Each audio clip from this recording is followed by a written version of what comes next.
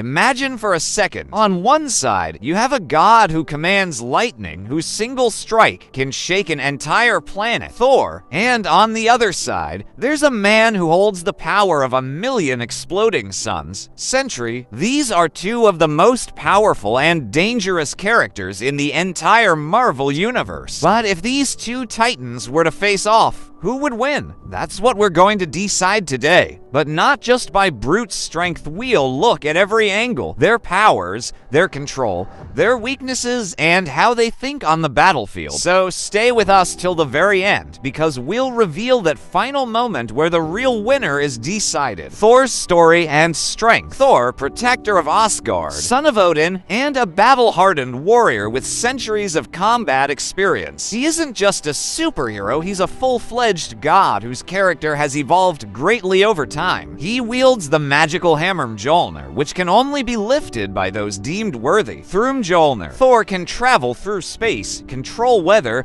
and summon devastating energy blasts capable of reducing monsters to dust. He has fought cosmic entities like Galactus, faced off against the World Serpent, and even risked his own life to save others. With Odin Force and later rune magic, Thor has achieved god-tier power levels that allow him to bend reality itself. But Thor's real strength lies in his control. On the battlefield, he understands his enemies emotionally. He has endured betrayal from his closest friend Loki and lost much of his family, yet he never strays from his purpose. Even with such tragedies, Thor stays grounded. Sentry, power or problem. Now let's talk about Sentry. Real name, Robert Reynolds, a man who accidentally became one of the most powerful beings in the universe. He consumed a version of the super soldier serum that was 1,000 times stronger than Captain America's. That one dose turned him into a cosmic level powerhouse. Sentry has speed faster than light, strength that seems limitless, and the ability to manipulate matter itself. His healing factor is so advanced that he can regenerate, even if his body is completely destroyed. But Sentry's greatest problem is the darkness within him, an entity called the Void. Whenever Robert becomes emotionally unstable, the Void awakens. And when the Void takes over, Sentry isn't a hero, he becomes a global threat. He has single-handedly taken down the entire Avengers team. He ripped Ares in half. There have even been times when his allies believed it was safer to destroy him rather than try to help him. Sentry has it all: power, speed, energy, but his greatest enemy is himself. Clash Thor versus Sentry. Now picture a barren battlefield. One side, Thor spinning Mjolnir, lightning crackling in his eyes. On the other, Sentry, a glowing golden blur floating in the air, ready to unleash his fury. Thor strikes first a massive lightning blast. Sentry absorbs it effortlessly and charges at Thor.